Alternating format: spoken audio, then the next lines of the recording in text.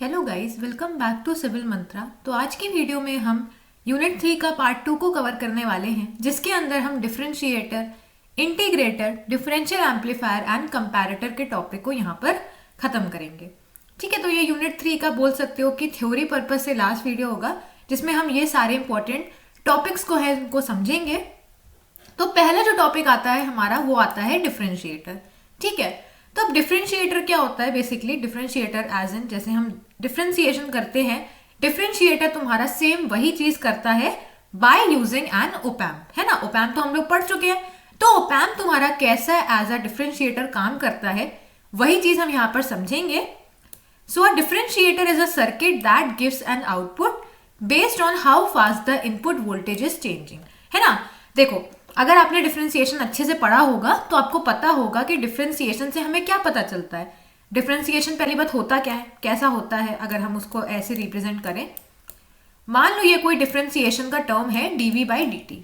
ठीक है, तो अब ये डीवी बाई डी टी का मतलब क्या है कि ये तुम्हारा जो वी है वो टाइम के रिस्पेक्ट में कितनी जल्दी जल्दी चेंज हो रहा है ना। यही तो मतलब होता है। तो वही चीज यहां पर भी है। डिफरेंशिएटर एक ऐसा सर्किट होता है जो कि यहां पर बताता है कि कैसे तुम्हारा आउटपुट जो है वो यहां पर वैरी करता है जैसे जैसे इनपुट हमारा चेंज हो रहा है। ठीक है, अब इन एन ओपैम्प डिफरेंशिएटर, तो ये जो सर्किट है ये बेसिकली ओपैम्प डिफरेंशिएटर है। ठीक है, तो यहां पर देखो अब हो क्या रहा है। पहले हमने यहां पर ओपैम्प बनाया है ना। ये माइनस मतलब इन्वर्टिंग टर्मिनल, प्लस मतलब नॉन इन्वर्टिंग टर्मिनल। हमेशा ध्यान में रखना, हम यहाँ पर इन्वर्टिंग वाले केस को लेके चल रहे हैं। ठीक है, नॉन इन्वर्टिंग मत लेना, नहीं तो वो नॉर्मल सर्किट बन जाएगा। हमेशा हम इन्वर्टिंग वाला केस लेके चलेंगे। अब इसमें होने क्या वाला है, हमने अपने नॉन इन्वर्टिंग टर्मिनल को ग्राउंड से कनेक्ट कर दिया है ना, और इन्वर्टिंग टर्मिनल पे हमने क्या किया, एक कैपेसिटर लगा दिया। ध्यान में रखना, ये सबसे अलग चीज है। अभी तक हमने जो भी ओपैम्प के सर्किट पढ़े हैं वो कुछ इस टाइप के थे कि यहाँ पर एक रेजिस्टेंस लगा हुआ था और यहाँ पे एक रेजिस्टेंस लगा था, है ना, जिसको हम आर एफ कभी कभी बोल देते थे। अब इस केस में क्या होता है, डिफरेंशिएटर के केस में यहाँ पे कैपेसिटर लगता है। ठीक है, तो ये चीज ध्यान में रखना। बहुत लोग कंफ्यूज हो जाते हैं डिफरेंशिएटर और इंटीग्रेटर के बीच में। हमेशा डिफरेंशिएटर में कैपेसिटर जो होता है वो इनपुट के साइड पे लगता है। यहाँ पे हम अपना इनपुट वोल्टेज अप्लाई कर रहे हैं वी आई, तो इसको हम इन्वर्टिंग टर्मिनल बोल देते हैं, है ना। इसके बाद हमारा यहाँ पर एक रेजिस्टेंस है और यहाँ से हम आउटपुट ले रहे हैं। ठीक है, so in an op amp differentiator the input voltage is applied to the inverting या minus terminal of the op amp, while the non inverting plus terminal is connected to the ground 0 volt, है ना, जो हमने देख लिया। अच्छा, so because of the virtual short circuit concept the voltage as the inverting terminal also becomes 0 volt। तो ये concept मैंने आप लोग को भी उस समय भी बताया था अपने प्रीवियस वीडियो में कि वर्चुअल ग्राउंड शॉर्ट सर्किट का कॉन्सेप्ट क्या कहता है कि इस पर्टिकुलर पॉइंट पे जो वोल्टेज होगा वो इस पर्टिकुलर पॉइंट के इक्वल हो जाएगा, है ना। अब जैसे हमने देखा कि नॉन इन्वर्टिंग टर्मिनल पे 0 वोल्ट है, इसका मतलब है कि अगर यहाँ पर वीवी वोल्ट होगा तो वो किसके इक्वल हो जाएगा, वो तुम्हारे 0 के इक्वल हो जाएगा, है ना। आई होप आप लोग समझ गए होंगे। अब ये सर्किट क्या प्रोड्यूस करता है, the circuit produces an output that is proportional to the derivative of the input voltage. मतलब हमने यहाँ पर अपना इनपुट वोल्टेज दिया इस सर्किट को, तो ये सर्किट हमें क्या देगा, ये सर्किट हमें हमारे इनपुट वोल्टेज का डिफरेंशिएशन करके दे देगा। ठीक है, one important thing is to note that the output is inverted, meaning it has a 180 degree phase difference compare to input. Normal सी बात है, हमने इन्वर्टिंग एम्पलीफायर वाले लेक्चर में भी देखा था कि सिंस हमारा इनपुट इन्वर्टिंग टर्मिनल पे लगा है तो आउटपुट जो मिलेगा वो 180 डिग्री फेज डिफरेंस, मतलब 180 डिग्री इन्वर्ट होके आएगा, है ना। नॉन इन्वर्टिंग के केस में सेम फेज में होता है, तो ये चीज ध्यान में रखना। अब इसके इक्वेशन देख लेते हैं। इसकी इक्वेशन बहुत आसान है। देखो होने क्या वाला है, अगर आप लोगों को पता होगा कि कैपेसिटर के केस में हम कैसी यहाँ पर चीजें अप्लाई करते हैं तो आप बहुत इजीली समझ जाओगे। देखो यहाँ पर हम कर क्या रहे हैं वो चीज पहले समझो। पहले हमने क्या किया, पहले हमने यहाँ पर कैपेसिटर पे करंट निकाला है। ठीक है, अगर किसी को पता है तो ठीक है, नहीं पता है तो ये जो इक्वेशन है ना इसको ध्यान में रख लो। ये आपको इसी सब्जेक्ट में नहीं, आपको आने वाले बहुत सारे सब्जेक्ट में हेल्प करेगा। इक्वेशन क्या है, I is equals to C D V by D T. ठीक है, I क्या है, कैपेसिटर पे करंट है, C क्या है, कैपेसिटेंस है, dv बाई dt। ठीक है, मतलब वोल्टेज पे जो भी चेंज हुआ वो लिख दो टाइम के रिस्पेक्ट में, then c equals to i। अब हम क्या करेंगे, यहाँ पर हमने यहाँ पर करंट का डायरेक्शन लेना है। अब जैसे मैंने कहा आपकी मर्जी है, आप जैसा भी करंट का डायरेक्शन लो। आप i1 करंट ऐसा मान सकते हो, है ना, आप i2 करंट ऐसा मान सकते हो, या तो आप ऑपोजिट डायरेक्शन में भी कर सकते हो, वो आपकी मर्जी है। और इस पॉइंट पे आप केसीएल लगा लो। ठीक है, तो आप केसीएल लगाओगे तो क्या हो जाएगा, केसीएल लगाओगे तो बेसिकली कुछ नहीं होने वाला है, i1 प्लस i2, है ना, दोनों एंटर हो रहे हैं, इज इक्वल्स टू 0। ठीक है, अब आपको जैसे लगाना है वैसे लगा सकते हो, उसमें कोई यहाँ पर प्रॉब्लम नहीं है। अब हम क्या करेंगे, हमने यहाँ पर i1 लिखा तो c d। अब यहाँ पर देखना वोल्टेज जो होगा वो चेंज हो जाएगा। क्यों चेंज हो जाएगा, इसके पीछे का रीजन क्या है, देखो इसके पीछे का रीजन तुम्हारा ये है। पहले मैं देखो, कुछ लोग हो सकता है इस इक्वेशन से कंफ्यूज हो जाए, पहले मैं अपना तरीका बता देती हूँ, फिर ये तरीका बता दूंगी। मैंने यहाँ पर क्या किया, मैंने i1 करंट इस डायरेक्शन में लिया है ना, और i2 करंट इस डायरेक्शन में। तो मेरी इक्वेशन के हिसाब से केसीएल कैसा लगेगा, इस नोड पे i1 भी एंटर कर रहा है, i2 भी एंटर कर रहा है ना।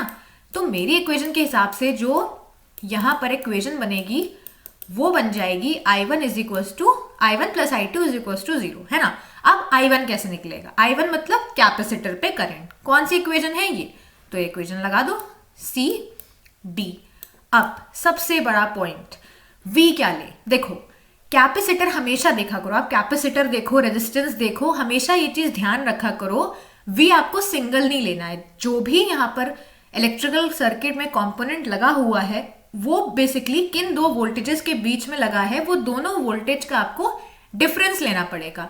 अंतर क्या आ जाएगा, अगर आपने करंट का डायरेक्शन ऐसा मान लो ऐसा ले रखा है, तो आपको डिफरेंस क्या लेना पड़ेगा, यहाँ का वोल्टेज 0 माइनस वी आई। ठीक है, हम इधर से इधर जा रहे हैं ना, तो 0 minus V I upon D T. लेकिन सिंस मैंने यहाँ पर करंट का डायरेक्शन इस डायरेक्शन में लिया है, तो मेरा इक्वेशन क्या बन जाएगा, d पहला आएगा वी आई, तो यहाँ पर हो जाएगा वी आई।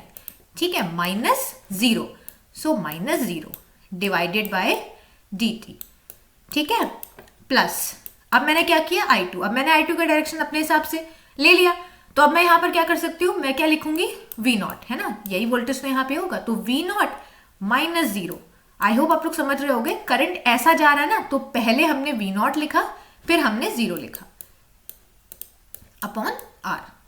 ठीक है, अब रेजिस्टेंस पे तो हमें करंट पता है ना, v बाय आर होता है, तो v बाय आर हम डायरेक्टली नहीं लिखेंगे, रेजिस्टेंस किसके किसके बीच पे है, एक ये वोल्टेज के बीच में, एक ये वोल्टेज के बीच में, तो दोनों वोल्टेज का डिफरेंस यहाँ पर तुम्हें ये चीज समझनी है कि तुम्हारे करंट के डायरेक्शन पे डिफरेंस डिपेंड करेगा। ठीक है, अब इसको सॉल्व कर लो, देखो इक्वेशन वही आएगी C D V I by D T, इसको उधर लेके जाओगे तो माइनस में आ जाएगा, तो आप देख सकते हो यहाँ पे तुम्हारा माइनस आ रहा है।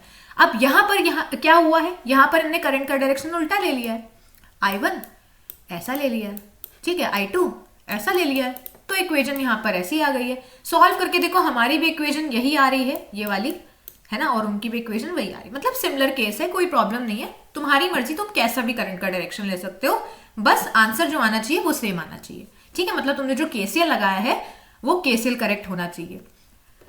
तो यहां से जब हम इसको सॉल्व करेंगे तो हमें v0 मिलेगा minus R C D V I by D T. अब मैं ये रिकमेंड करूंगी कि आप ये इक्वेशन जो वैल्यू है इसको याद कर लो।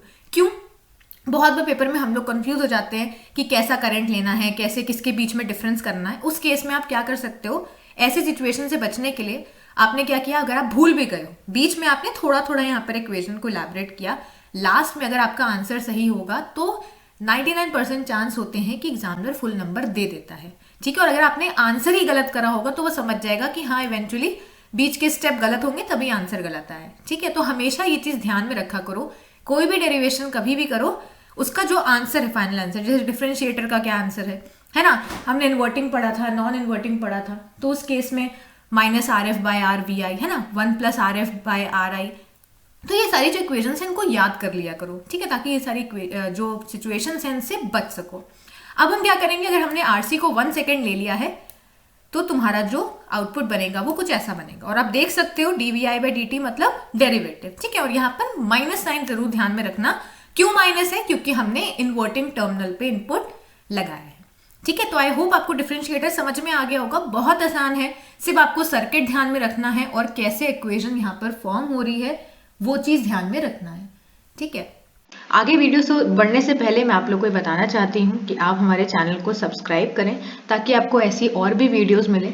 हमारे अगर आप चैनल को अच्छा लग रहा है, अगर आपको ये पर्टिकुलर चैनल हेल्प कर रहा है आपकी जर्नी में, आपके बीटेक में, तो प्लीज़ आप हमारे चैनल को सब्सक्राइब करें, लाइक करें और वीडियो को शेयर करें अपने दोस्तों के साथ ताकि उनको भी हेल्प मिले।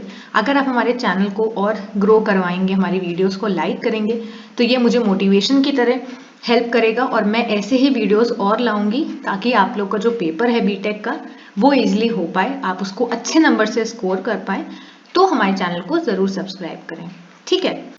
अब इंटीग्रेटर पे चले आते हैं। देखो इंटीग्रेटर तो और ज्यादा आसान है। अगर आपने डिफरेंशिएटर अच्छे से पढ़ लिया है तो इंटीग्रेटर आप बहुत इजीली समझ जाओगे। बस डिफरेंस क्या हो जाता है, यहां पर भी हमने नॉन इन्वर्टिंग को ग्राउंड कर दिया है ना। इन्वर्टिंग में बस हम वहां पर कैपेसिटर इधर पे लगा रहे थे, रेजिस्टेंस यहां पे था। इंटीग्रेटर में हम कैपेसिटर यहां पे लगाते हैं, रेजिस्टेंस यहां पे।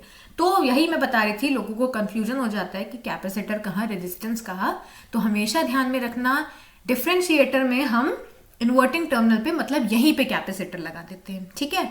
और इंटीग्रेटर के केस में हम ऊपर कैपेसिटर लगाते हैं।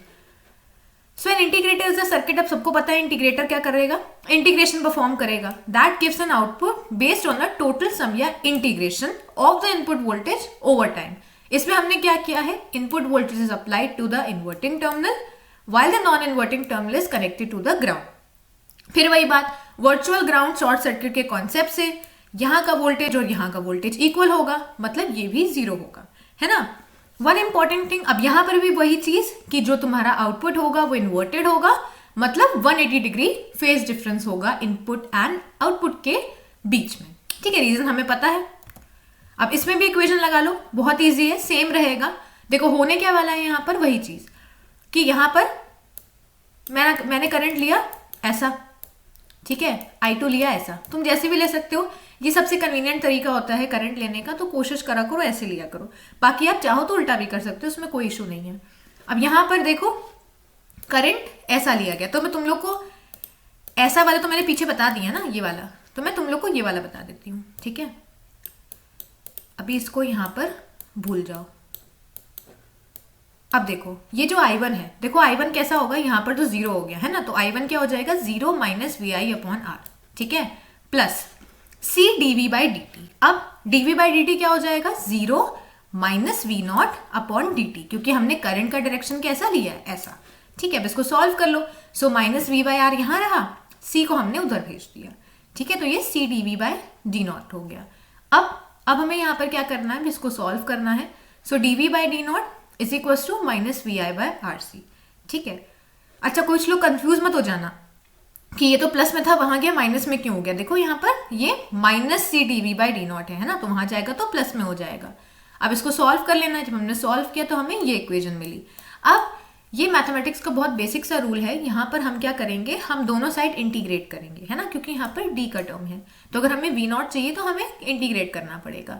तो हमने दोनों साइड यहाँ पर क्या किया, हमने दोनों साइड यहाँ पर इंटीग्रेट कर दिया, ठीक है। तो जब इंटीग्रेट करेंगे तो ये D से ये इंटीग्रेशन कैंसिल, यहाँ पे हमें मिल गया V0 और 1/RC तो तुम्हारा कांस्टेंट टर्म होगा ना भैया। रेजिस्टेंस की तो एक वैल्यू, 2 ओम 3 ओम ऐसी कुछ वैल्यू होगी, कैपेसिटेंस की भी अपनी कोई वैल्यू होगी, तो ये तो कांस्टेंट होगा, ठीक है। I यहाँ पर क्या है, I तुम्हारा dt के साथ है, मतलब तुम्हारा इनपुट वोल्टेज ही तो है जो टाइम के साथ वैरी कर रहा है, तो वो हमने अंदर रखा। अब अगर हमने RC को 1 सेकेंड ले लिया तो हमें देखो आउटपुट ऐसा मिल रहा है, V0 is equal to minus integration of VI/dt, मतलब इनपुट वोल्टेज का इंटीग्रेशन हमें यहाँ पर मिल रहा है। माइनस साइन क्या डिनोट कर रहा है कि हमने इन्वर्टिंग पे लगाया, ठीक है। तो आई होप आपको इंटीग्रेटर भी समझ में आ गया होगा। नेक्स्ट आता है डिफरेंशियल एम्पलीफायर। डिफरेंशियल एम्पलीफायर क्या होता है, ये क्वेश्चन ना वाइवा के पॉइंट ऑफ व्यू से बहुत इंपॉर्टेंट है। वाइवा में कई बार इसका जो क्वेश्चन है वो पूछ लिया जाता है कि बताओ डिफरेंशियल एम्पलीफायर होता क्या है। सो बेसिकली डिफरेंशियल एम्पलीफायर यहाँ पर उसका जो बेसिक फंक्शन होता है वो ये होता है। अब नॉर्मल सी बात है, इसका नाम एम्पलीफायर है तो ये एम्पलीफाई करेगा, है ना, एम्पलीट्यूड को इंक्रीज करेगा। तो ये बेसिकली दो सिग्नल का जो डिफरेंस होता है, जैसे मान लो एक सिग्नल A है, एक सिग्नल तुम्हारा B है, तो ये दोनों सिग्नल के बीच का जो डिफरेंस होगा उसको एम्पलीफाई करने का काम डिफरेंशियल एम्पलीफायर करता है, ठीक है। अब the need for differential amplifier in many physical measurements arises where response from DC to many hertz is required. It also the basic input stage of an integrated amplifier. ठीक है, तो ये तुम्हारा डिफरेंशियल एम्पलीफायर था। पहले इसका block diagram समझ लेते हैं, ये थोड़ा सा इंपॉर्टेंट हो जाता है, कभी कभी ये 2 नंबर में आ जाता है। तो देखो ये डिफरेंशियल एम्पलीफायर हमारा बीच में लगा हुआ है। ठीक है, इसमें भी 2 टर्मिनल होंगे, plus and minus terminal. Plus terminal पे हमने V1 वोल्ट लगा दिया एंड माइनस पे हमने V2 वोल्टेज लगा दिया। दोनों वोल्टेज के बीच का जो डिफरेंस है ना VD क्या है, V1 माइनस V2। जैसे मैंने बताया ना कि डिफरेंशियल एम्पलीफायर क्या है, अब ये एम्पलीफायर है ना, तो ये एम्पलीफाई करेगा आपके इनपुट को। इनपुट हम क्या दे रहे हैं, इनपुट हम V1 माइनस V2 का डिफरेंस देंगे। ठीक है, तभी इसका नाम डिफरेंशियल एम्पलीफायर है। 2 वोल्टेज के बीच का जो डिफरेंस है उसको एम्पलीफाई करने वाला एक डिवाइस। तो VD क्या हो गया, V1 माइनस V2। हमने डिफरेंशियल एम्पलीफायर में दिया, उसने एम्पलीफिकेशन परफॉर्म किया और देन हमें आउटपुट पे V0 मिल गया।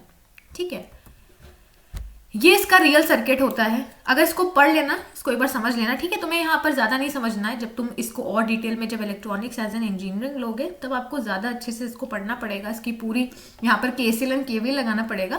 फर्स्ट ईयर के हिसाब से इस सर्किट को ध्यान में रखो। सर्किट में क्या है, यहाँ पर हमने BJT लगा रखा है ना, तो यहाँ पर BJT लगा हुआ है। RC हमारा कलेक्टर, बेसिकली यहाँ पर कलेक्टर के अक्रॉस रेजिस्टेंस है, यहाँ पर एमिटर के अक्रॉस रेजिस्टेंस है एंड सोर्स के अक्रॉस है। ठीक है, तो ये तुम्हारा यहाँ पर ये हो गया। अब हमें यहाँ पर क्या करना है, यहाँ पर हमारा VS है। ठीक है, यहाँ पर हम इनपुट ले रहे हैं, ये तुम्हारा RS रेजिस्टेंस है। तो इस सर्किट बस हल्का सा समझ लो, ये सर्किट आपके लिए इंपॉर्टेंट नहीं है। इंपॉर्टेंट आपके लिए ये वाला सर्किट था, अगर मैं फर्स्ट ईयर के पॉइंट ऑफ व्यू से बोलूँ तो। जब आप सेकेंड थर्ड ईयर में जाओगे तो आपको इस पूरे सर्किट को एनालाइज करना पड़ेगा और कैसे कैसे इसमें सारी चीज़ें हो रही हैं वो सारी चीज़ें आपको यहाँ पर समझानी पड़ेंगी। ठीक है, अब इसमें तुम्हें क्या समझना है, तुम्हें ये समझना है कि जो आउटपुट सिग्नल होगा वो किसके प्रोपोर्शनल होगा, वो तुम्हारे V1 माइनस V2 के प्रोपोर्शनल होगा। मतलब दोनों वोल्टेजेस जो इनपुट सिग्नल हैं उनके डिफरेंस के इक्वल। ठीक है, अब मेन चीज आती है differential gain and common mode gain. इसके ऊपर न्यूमेरिकल आ सकता है जो मैं करवाऊंगी आप लोग को।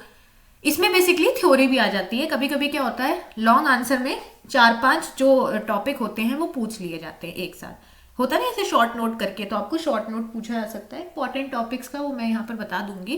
पहला जो उसमें आता है वो आता है डिफरेंशियल गेन, जिसको हम AD बोलते हैं। ठीक है, अब इसको देखो याद करने का सबसे अच्छा तरीका मैंने तुम लोग को बताया था। गेन क्या होता है, अगर हम वोल्टेज गेन की बात करें वो होता है आउटपुट अपॉन इनपुट वोल्टेज, है ना। अभी हमने पीछे देखा आउटपुट वोल्टेज क्या हो गया, V0। इनपुट पे हम क्या दे रहे हैं, दोनों वोल्टेज का डिफरेंस, है ना, दोनों वोल्टेज का डिफरेंस ही तो दे रहे हैं। तो ये तुम्हारा हो गया गेन। अब डिफरेंशियल है तो हमने AD लगा दिया। तो देखो वही चीज यहाँ पर लिखी है, V0 is equal to AD V1 minus V2। AD क्या है, प्रोपोर्शनैलिटी कांस्टेंट। अब इसको यहाँ से भी समझ सकते हो, V0 हमारा क्या होगा, V1 माइनस V2 के प्रोपोर्शनल, है ना। प्रोपोर्शनैलिटी कांस्टेंट हटाओगे तो तुम्हें AD मिलेगा। ठीक है, जैसे समझना चाहो ये भी तरीका सही है। AD is the gain with which differential amplifier amplifies the difference of the two signal। अब यहां पर hence it is shown as differential gain of differential amplifier। अब AD को यहां हम क्या लिख सकते हैं, ये तो V0 है, V1 माइनस V2 हमने पीछे क्या देखा था, VD, यही तो देखा था, देखो यहाँ पर VD। तो वही चीज हमने करी है, V1 माइनस V2 को VD लिख दिया। ठीक है, कॉमन मोड गेन देख लो। कॉमन मोड गेन क्या होगा, कॉमन मोड गेन को हम AC से नोट करते हैं। और ये कैसे निकलता है, ये बेसिकली निकलता है, पहले ये समझो कि कॉमन मोड सिग्नल कैसे डिनोट किया जाता है ना। VD तो हम समझ गए, V1 माइनस V2 है। VC क्या होगा, कॉमन मोड गेन। VC तुम्हारा होता है दोनों वोल्टेजेस का सम डिवाइडेड बाय 2। ठीक है, तो हम ये चीज यहां पर करते हैं, ये चीज हमेशा ध्यान में रखना। VD क्या है, VD है तुम्हारा V1 माइनस V2। VC क्या है, कॉमन मोड सिग्नल, वो तुम्हारा जो कॉमन मोड सिग्नल है वो है V1 प्लस V2 अपॉन 2, मतलब दोनों इनपुट सिग्नल का एवरेज। ठीक है, तो अब यहां पर समझो, hence the differential amplifier also produces the output voltage proportional to the common mode signal. अब यहां पर देखो क्या हो जाएगा, यहां पर तुम्हारा जो कॉमन मोड गेन निकलेगा ना वो निकलेगा V0 बाय VC। देखो बहुत आसान है। डिफरेंशियल के केस में क्या था, डिफरेंशियल के केस में आउटपुट वोल्टेज V0 था, इनपुट पे हम VD दे रहे थे, है ना। कॉमन मोड के केस में क्या हो जाएगा, आउटपुट हमारा सेम रहेगा, सिर्फ इनपुट पे VC हो जाएगा। वहां VD क्या था, V1 माइनस V2। यहां VC क्या है, V1 प्लस V2 बाय 2। ठीक है, आई होप आप लोग समझ गए होंगे। नॉलेज के लिए जान लो कि AC की वैल्यू जो होती है जनरली वो माइनस RC बाय RE होती है, मतलब collector resistance divided by emitter resistance. इसकी डेरिवेशन नहीं है, इसको सिर्फ ध्यान में रख सकते हो, क्वेश्चन नहीं आएगा इस पे पेपर पे, ठीक है। ये पूरी डेरिवेशन होती है काफ़ी लॉन्ग, जिसमें हम AC signal then DC signal को अप्लाई करते हैं, तो वो आप जब सेकेंड ईयर में जाओगे तब पढ़ोगे। Therefore, there exists some finite output for V1 is equals to V2 due to common gain AC। तो बस आपको common mode gain and differential gain आपको पता होना चाहिए होता क्या है। अब जो टोटल आउटपुट आएगा, ये इक्वेशन याद कर लो, इसको कहीं पर लिख करना, इसको 5-6 स्टार्स दे दो, ये इतनी ज्यादा इंपॉर्टेंट इक्वेशन है। हमें यहाँ पर जो फाइनल आउटपुट मिलता है वो क्या मिलता है, AD VD प्लस ACBC, ठीक है। मतलब डिफरेंशियल का gain then VD plus ACBC। अब ये आया कहाँ से, यहीं से आया है। यहाँ से तुम V0 निकालोगे तो क्या आ जाएगा, ACBC, है ना। यहाँ से V0 निकालोगे तो क्या आ जाएगा, AD VD। तो दोनों को हमने ऐड कर दिया, हमें ये इक्वेशन मिल गई। तो ये टोटल आउटपुट है एक डिफरेंशियल एम्पलीफायर का, जो एज एन इक्वेशन फॉर्म में है, ठीक है। अब हम थोड़ी सी यहाँ पर जो नॉर्मल डेफिनेशन होती है उसको समझ लेते हैं। तो मैंने आप लोग को इस वीडियो के फर्स्ट पार्ट में बताया था कि हम कुछ नॉर्मल यहाँ पर होते हैं ना कि ideal characteristic and practical characteristic, तो ये कभी कभी डेफिनेशन पूछ ली जाती हैं, तो इनको समझ लेते हैं, सिर्फ याद करनी है।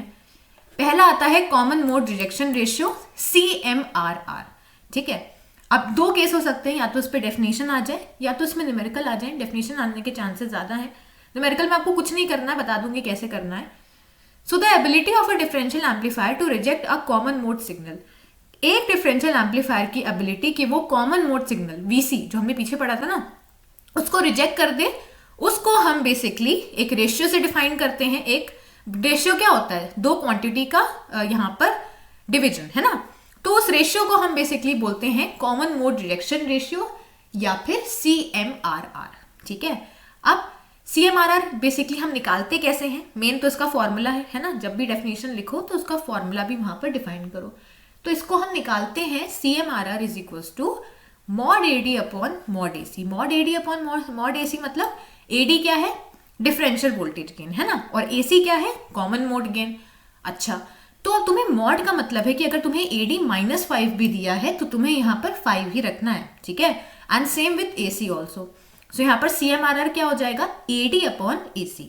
अब कोई पूछे कि अगर तुम्हें dB में चाहिए तो dB में यहाँ पर तुम्हें आंसर क्या मिलने वाला है, 20 log 10, ठीक है। अगर log की बात करें तो वो तुम्हें मिलेगा, सेम इक्वेशन को तुम्हें 20 log 10 से मल्टीप्लाई कर देना है, ठीक है। तो तुम्हें CMRR मिल जाएगा। आएगा नहीं पेपर में इसका न्यूमेरिकल, लेकिन डेफिनेशन आने के चांसेस हैं।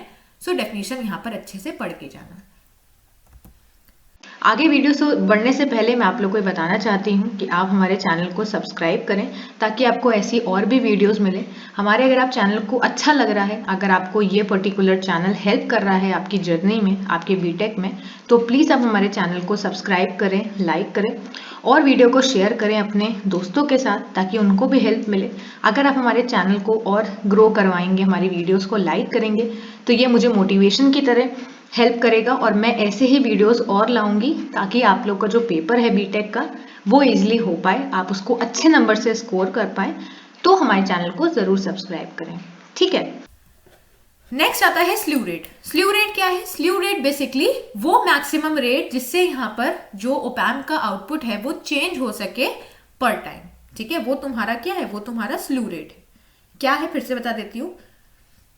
स्ल्यू रेट तुम्हारा वो मैक्सिमम रेट है जिससे तुम्हारा ओपैम्प का जो आउटपुट है वो टाइम के रिस्पेक्ट में चेंज हो सके, उसको हम क्या बोलते हैं, उसको हम स्ल्यू रेट बोलते हैं। और जो स्ल्यू रेट का यहाँ पर एक डेफिनेशन भी समझ लेते हैं। Slew rate is the maximum rate at which N op-amp change it's output voltage per unit time, ठीक है। अब इसकी यूनिट भी ध्यान में रखना, तो इसकी यूनिट होती है वोल्ट्स पर microsecond V/μs and determine how fast the output can respond to rapid change. कितना ज्यादा हम इनपुट को कैसे यहाँ पर रैपिडली चेंज कर रहे हैं, उसका असर आउटपुट पे कैसा हो रहा है, वो तुम्हारा बेसिकली स्ल्यू रेट बताता है। इसका भी फॉर्मूला ध्यान में रखना, हो सकता है इसके ऊपर न्यूमेरिकल आ जाए, चांस बहुत कम है, लेकिन कुछ नहीं करना होगा आपको आउटपुट वोल्टेज मिला होगा, आपको उसको डिफ्रेंशिएट करना होगा, है ना। तो ये थोड़ा सा फर्स्ट ईयर के हिसाब से थोड़ा सा हाई हो सकता है, तो इस पर क्वेश्चन नहीं आएगा।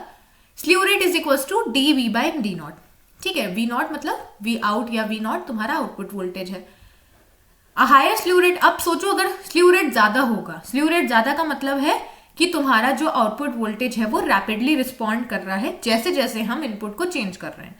तो यहाँ पर तुम्हारा जो भी तुम्हारा ओपैम्प है वो ज़्यादा अच्छे से इसको परफॉर्मेंस जो होगी उसकी ज़्यादा अच्छी होगी विदाउट किसी भी डिस्टॉर्शन की। ठीक है, अब जो नेक्स्ट आता है, अभी हमारा डिफरेंशियल एम्पलीफायर खत्म हो गया है ना, इससे ज़्यादा आएगा नहीं डिफरेंशियल एम्पलीफायर में। अब जो नेक्स्ट हमारा सर्किट आता है वो आता है कंपैरेटर सर्किट। कंपैरेटर सर्किट सबसे आसान टॉपिक है पूरे, अगर मैं यूनिट 3 की बात करूँ सबसे इजी टॉपिक तुम्हारा कंपैरेटर है और इम्पॉर्टेंट भी है, पेपर में आता भी है। तो देखो कंपैरेटर सर्किट क्या है, इसके नाम से समझो। कंपैरेटर का मतलब होता है दो सिग्नल्स या दो वोल्टेज को कंपेयर करने वाला एक इलेक्ट्रॉनिक डिवाइस। उस इलेक्ट्रॉनिक डिवाइस को हम कंपैरेटर बोलते हैं। ओपैम्प कंपैरेटर मतलब ओपैम्प के से बना हुआ एक कंपैरेटर। ठीक है, so a comparator is a circuit that compares two voltage, और यहां पर दो वोल्टेज को कंपेयर करके बताता है कि कौन सा बड़ा है। ठीक है, अब वो दो केसेस होते हैं वो अभी हम आगे देखेंगे। इसमें बेसिकली तुम्हारा ऑपरेशनल एम्पलीफायर होता है op-amp in open loop mode. Open loop mode मतलब देखो, open loop and close loop का मतलब होता है, क्लोज लूप का मतलब होता है एक ऐसा सर्किट जिसमें फीडबैक हो। मान लो तुम्हारा ये कोई सर्किट है, ठीक है, यहां से हमने इनपुट दिया, यहां से हमें आउटपुट मिला, ये तुम्हारा आउटपुट है। ठीक है, ये तुम्हारा इनपुट है। तो अब ये आउटपुट तुम्हारा अगर फीडबैक होके वापस से इनपुट में जा रहा है, जो भी हम पीछे देख रहे थे ना, वो तुम्हारे सारे क्लोज लूप के एग्जाम्पल थे। तो अगर आउटपुट सिग्नल फीडबैक होके इनपुट में जा रहा है तो ऐसे सर्किट को हम क्लोज सर्किट बोलते हैं। ठीक है, या क्लोज लूप बोलते हैं, और जहां पर फीडबैक नहीं होता है इसको हम ओपन लूप बोलते हैं। ठीक है, तो ये तुम्हारा कंपैरेटर सर्किट एक ओपन लूप है, making it's output switch fully between its negative and positive power. तो अभी हम समझेंगे कब इसका आंसर यहाँ पर प्लस वीसीसी आएगा या माइनस वीसीसी। पहले इसके सर्किट को समझ लो। देखो यहाँ पर ओपैम्प लगा है ना, non inverting terminal, inverting terminal. Non inverting पे हमने इनपुट लगाया VIN और इन्वर्टिंग पे हमने V रेफरेंस लगा दिया। ठीक है, मतलब ये दो वोल्टेजेस हैं जिनको हमें कंपेयर करना है। यहाँ से हम आउटपुट ले रहे हैं, ये प्लस वीसीसी है, मैंने बताया था plus VCC and minus VCC के बारे में, तो ये वही है। अब इसकी वर्किंग कैसे होगी, देखो पेपर में या तो कंपैरेटर पूछेगा, तब आप केस में ये सर्किट बना सकते हो। ठीक है, कि प्लस पे हमने इनपुट लगाया, माइनस पे हमने V रेफरेंस लगाया। ठीक है, और ये आप वर्किंग बता सकते हो सकता है टाइप आ जाए, तो टाइप अभी हम आगे देखेंगे, दो टाइप का होता है, वो हम समझ लेंगे। ठीक है, अब देखो यहाँ पर होगा क्या, the comparator compares N input voltage Vin with a reference voltage V reference. अब देखो मैं तुम लोग को सबसे आसान तरीका बताती हूँ। तुम्हें यहाँ पर नॉर्मल सी बात है, एक सिनेरियो सबको पता होगा कि जो स्ट्रांग होता है ना, वो यहाँ पर जीतता है ना। ऑब्वियसली अगर आप किसी फाइटिंग मैच में गए हो तो जो भी अगर दो ओपोनेंट्स हैं, ठीक है, उनमें से जो स्ट्रांग होगा, मेजॉरिटी केसेस में ये चांस यही होता है कि जो स्ट्रांग होगा वो जीतेगा, है ना। वही सेम कॉन्सेप्ट जो होता है वो यहाँ पे भी लगता है। यहाँ पे कैसे लगता है, यहाँ पे ऐसे लगता है कि अगर Vin तुम्हारा V रेफरेंस से ज्यादा है, मतलब Vin तुम्हारा ज्यादा स्ट्रांग है, तो हमें जो आंसर मिलता है वो 1 मिलता है। क्यों, क्योंकि ये तुम्हारा नॉन इन्वर्टिंग टर्मिनल पे लगा है, और नॉन इन्वर्टिंग में हमेशा ध्यान में रखना आंसर हमें प्लस VCC मिलेगा। ठीक है, मैं ये तुम लोग को याद करने का तरीका बता रही हूँ। Vin अगर तुम्हारा V रेफरेंस से ज्यादा है तो Vin जीतेगा। Vin कौन से टर्मिनल पे लगा है, नॉन इन्वर्टिंग टर्मिनल पे। नॉन इन्वर्टिंग टर्मिनल का आंसर हमेशा प्लस VCC या हाई या 1 होगा। ठीक है, इसका दूसरा केस, अगर V रेफरेंस ज्यादा है Vin से तो V रेफरेंस जीतेगा। V रेफरेंस कहाँ लगा है, नेगेटिव टर्मिनल पे। आंसर क्या मिलेगा, 0 मिलेगा या माइनस VCC मिलेगा। ठीक है, बस ये सिंपल सा फंडा यहाँ लगता है। Vin is less than V reference, output goes low. Vin is greater than V reference, output goes high. ठीक है, the output changes suddenly when Vin crosses V reference, acting like a switch. अभी आगे देखेंगे इसको। अब इसका output समझ लो। देखो सबसे आसान आउटपुट है, यहाँ पर देखो हो क्या रहा है, प्लस VCC है। ठीक है, ये माइनस VCC है। हम इनपुट और आउटपुट के बीच में ग्राफ प्लॉट कर रहे हैं। ठीक है, अब देखो होगा क्या यहाँ पर, इस पर्टिकुलर केस की अगर बात करें, जब तुम्हारा Vin V रेफरेंस से ज्यादा है, इस केस की बात कर रही हूँ, ये वाला Vin तुम्हारा V रेफरेंस से ज्यादा होगा तो आंसर क्या मिलेगा, प्लस VCC, है ना। देखो बना हुआ है ना। दूसरा केस ये वाला, Vin तुम्हारा V रेफरेंस से कम होगा तो आंसर क्या मिलेगा, माइनस VCC, है ना। ये बीच का ये क्या है, नॉर्मल लीनियर रीजन, ये क्या है, इसको समझते हैं। This figure shows in how an op-amp comparator works by comparing an input voltage with a reference voltage and producing output voltage. When Vn is less than V reference, मतलब ये वाला case, तो हमें आउटपुट क्या मिलने वाला है, minus VCC, है ना, जिसको हम नेगेटिव सैचुरेशन बोलते हैं। सैचुरेशन मतलब करंट तुम्हारा जो है, ये ऐसे बोल सकते हो, जो हमें आउटपुट मिल रहा है वो कांस्टेंट है लेकिन नेगेटिव साइड पे है, इसलिए नेगेटिव सैचुरेशन। दूसरा केस, जब Vn V रेफरेंस से ज्यादा होगा तो आउटपुट हमें प्लस VCC मिलेगा, इसको हम पॉजिटिव सैचुरेशन बोलेंगे। थर्ड आता है नॉर्मल लीनियर रीजन, है ना, ये वाला जो वेरिएशन है इसको नहीं, ये तो तुम्हारा प्लस VCC हो गया, है ना, ये तुम्हारा माइनस VCC हो गया, इसको कनेक्ट करके हमने ऐसे बना दिया। ये जो यहाँ पर वेरिएशन है इतना आप जो देख सकते हो, ये वाला एंड ये वाला, इस रीजन को हम क्या बोल रहे हैं, इसको हम नॉर्मल लीनियर रीजन बोलते हैं। So this is a small transition where the output is changing between minus VCC to plus VCC।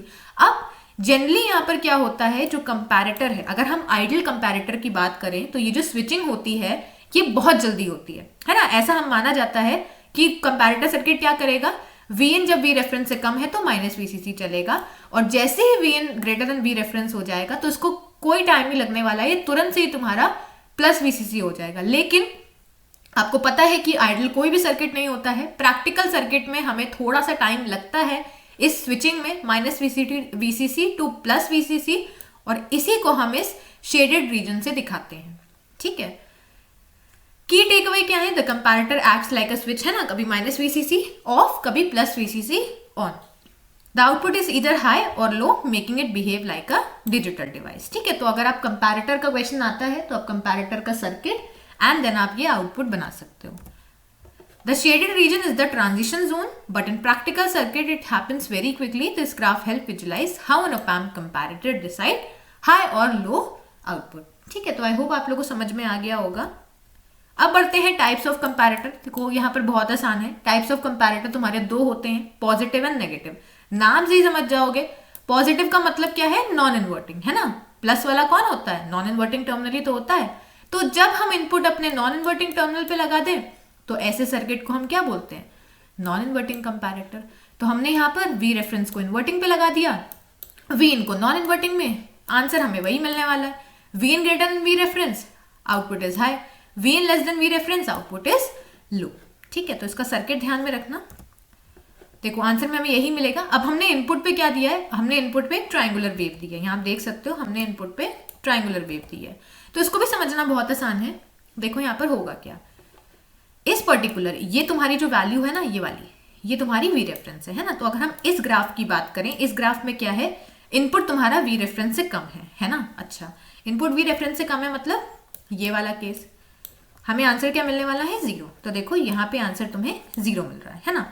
अब इस केस में क्या हुआ, ये तुम्हारा V रेफरेंस है, ये तुम्हारा इनपुट है, मतलब Vin is greater than V reference. तो आंसर क्या मिलेगा, आंसर तुम्हें मिलेगा 1। तो देखो यहाँ पे तुम्हें आंसर प्लस VCC मिल गया, ठीक है। फिर वही केस आया, यहाँ पर Vn is less than V reference, answer क्या हो गया, आंसर हो गया 0, ठीक है। तो ये सैचुरेशन वाला रीजन है। आई होप आप लोग समझ गए होंगे।